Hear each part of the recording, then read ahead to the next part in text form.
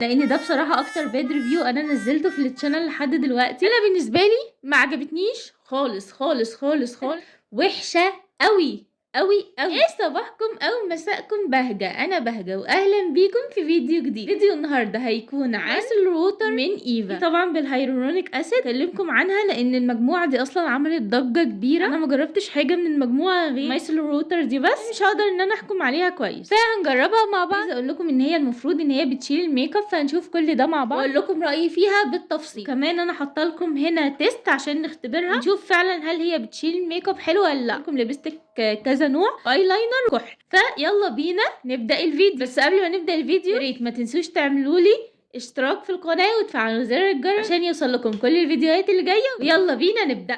اول حاجه هتكلم عنها ان هي متوفره في الصيدليات، متوفره في محلات التجميل، ولكن انا افضل ان انتوا تجيبوها من الويب سايت بتاع ايفا كامان ليكم، يعني ان انتوا فعلا واخدينها من الويب سايت ومحدش يستخدمها قبلكم، ان هي يعني اصليه، في حاجه ترجع لكم انتوا وانتوا اختاروا اللي انتوا عايزينه. يعني حاجه هي سعرها مش اوفر قوي، مش عارفه بصراحه سعرها دلوقتي كام، فانا هسيب لكم السعر اللي موجود دلوقتي على الويب سايت قدامكم على الشاشه، بحيث ان انتوا تعرفوا في وقت نزول الفيديو سعرها كان كام. انا بالنسبه لي ما عجبتنيش خالص خالص خالص خالص خالص، بجد وحشه قوي قوي قوي قوي قوي. انا زعلانه وانا بعمل الريفيو ده لان ده بصراحه اكتر باد ريفيو انا نزلته في التشانل لحد دلوقتي. وبصراحه انا التشانل بنزل فيها كل حاجه انا جربتها بكل مصداقيه، لا بزود ولا بقلل اي كلمه، وبتبقى كل حاجه انا بنزلها بتكون عن تجربه شخصيه ليا انا. بالنسبه لي دي امانه ان انا بعرض لكم حاجه، فلازم اكون لو قايل عليها حلوه اكون انا جربتها وكانت حلوه بالنسبه لي، ولو وحشه لازم اطلع اقول عليها ان هي وحشه عشان مصداقيه وثقه، ودي امنه في الاول وفي الاخر. ممكن حد يجربها ويقول لي الله دي حلوه وعجباني، بس انا عن تجربتي مش حلوه خالص. ليه بقى مش حلوه؟ اولا هي المفروض بتستخدم للعين والوش كله، هي اول ما بتحطوها على الوش بتحرق بتحرق بتحرق بطريقه فظيعه. انا وشي مش من النوع الحساس، مش اي حاجه بيحطها وشي بيتحسس، لا خالص. بس دي اول ما حطيتها على وشي لقيتها بتحرق جامد، وانا مش عادة وشي عادي الحمد لله، بجرب منتجات كتير ما بيتأثرش التأثير ده على بشرتي.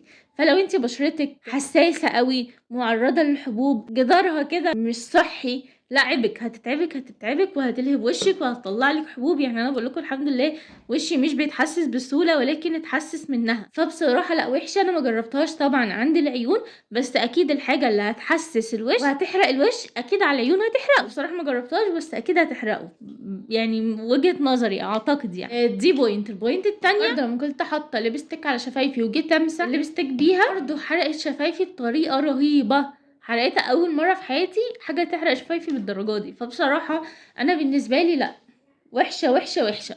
بصوا هو انا هوريكم بس، يعني بصوا فاضل فيها حبه قد ايه. بصوا دي الازازه فاضل فيها حبه قد كده، فانا مجربه كل ده للمصداقيه اهو. بصوا اهو، يعني لحد الفوم كده. طيب لو انت جبتيها او عايزه تجيبيها تجربي هاتيها، بس لو لقيتيها مش حلوه على بشرتك ممكن تستخدميها لرقبتك لان هي فيها هيلورونيك اسيد. انا بصراحه لسه مجربتش الموضوع ده، ولكن اعتقد لو مسحتي بيها رقبتك كل يوم هتفرق معاكي، فممكن تجربوا تقولوا لي رايكم، وانا برضه هجرب الموضوع ده واقول لكم رايي. اتعودوا كده، اي حاجه جبتوها مش نافعه المنطقه ممكن نجربها في منطقه تانية يمكن تنفع، عشان احنا في الوقت اللي احنا فيه ده مش عايزين اي حاجه نرميها او نهدرها. بس عايزه اقول لكم يعني منتج اللي هو وحش قوي قوي زيرو بقى، غير اللي هو لو منتج تحت تحت تحت السلم، يعني سوري، بس يعني شركه ايفا شركه كبيره، فيوم ما تعمل منتج مش مناسب مع الكل فهناخد منه الحته الحلوه اللذيذه اللي تنفعنا، وهي ان هي بتشيل الميك اب الى حد ما كويس. يعني لو حاطه حاجه مش تقيله قوي، مثلا حاطه بلاشر باودر ليبستيك مش بيثبت قوي، اي شادو خفيف، الحاجات دي ممكن تشيلها بكل سهوله وهتبقى حلوه يعني. فلو انت جربتيها وبشرتك ما بتتحسسش منها هتنفع في الحته دي. طب تعالوا دلوقتي هجربها لكم على ايدي تمام، واقول لكم هنشوف هي فعلا بتشيل ولا لا وحلوه ولا لا. بصوا وقعت على الترابيزه مش عارفه هيبان لكم ولا لا، بس انا بصب كده والله فهي ايه بتوقع. المهم يعني مش دي النقطه. اهو قدامكم تا ما شلتش. استنى طيب بصوا الليبستيك ده ثابت اصلا، ثابت جدا، فايه فلا بصوا انا حطاه على فكره قبل ما ابدا اصور لي 5 دقايق او اقل، مش كتير. بصوا هي بتشيل بس ايه يعني شويه، لان هو ده ثابت. فانا بقول لكم لو انتوا حاطين ليبستيك مش ثابت قوي هتشيله حلو. تعالوا نجرب في ليبستيك تاني اهو خفيف. بصوا ده شلته على طول اهو. بصوا انا بمسح بالراحه قوي. بصوا شلته على طول. تعالوا نجرب في اللي جنبه، ده برضو جامد شويه. تعالوا نجرب كده نسيب القطن عليه شويه. لا ده بصراحه ايه محتاج وقت. بصوا هي حلوه للحاجه اللي هي مش ثابته. ليبستيك خفيف مش ثابت، لا ايه ده ثابت اكتر من التاني على فكره، كلهم حطاهم في نفس التوقيت. طبعا يا جماعه عشان دي ايدي مش شفايفي فانا بمسح جامد، فيعني اكيد لو شفايفي مش همسح بالجمدان ده. على العموم بصوا اتمنى ان هو واضح لكم. انا بحاول اهو اشيله، ان انا اشيله جامد يعني بالمس. تمام هجرب بقى اشيل معاكم الايلاينر ده.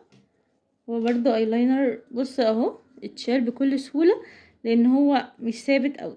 فخلصت الكلام. لا ما تجيبوهاش، مش حلوه بصراحه وبترهق البشره قوي. فانتوا لو عايزين تجربوا وتاخدوا الريسك ده تجيبوها ولا لا تمام جربوا. لكن لو انتوا مش عايزين تجربوا او يعني معاكم بادجت معينه فمش لازم تاخدوا الريسك ده وما تجيبوهاش احسن. في حاجات منها انواع كتير قوي تقدروا تجيبوها. وانا ان شاء الله الفتره اللي جايه لما اجرب منتجات هعمل لكم عنها ريفيوز واقول لكم رايي فيها. عايزه اقول لكم يا جماعه ايفا شركه حلوه قوي وانا بحبها جدا ومنزله كذا فيديو عندي على الشانل لايفا. بس بصراحه يعني المنتج ده ما ناسبنيش وما ناسبش بشرتي ولا حتى بشره اختي. فده كان رايي بكل صراحه. الباكجينج بتاعها حلو قوي، الوانه حلوه قوي. كان ريفيو النهارده بكل صراحه وبكل صدق ودي تجربتي. لو انتوا جربتوها وعجبتكم اكتبوا لي تحت في الكومنتس، ولو جربتوها وما عجبتكمش برضو اكتبوا لي تحت في الكومنتس، هبقى سعيده قوي اعرف رايكم ونتشارك مع بعض الاراء. وده كان فيديو النهارده. لو فيديو النهارده عجبكم يا ريت ما تنسوش تعملوا لي لايك وشير وتشتركوا في القناه وتفعلوا زر الجرس عشان يوصل لكم كل الفيديوهات اللي جايه. واهم حاجه تكتبوا لي رايكم تحت في الكومنت في الفيديو وكمان في البرودكت بتاعنا النهارده. واشوفكم ان شاء الله في فيديو جديد ومع السلامه.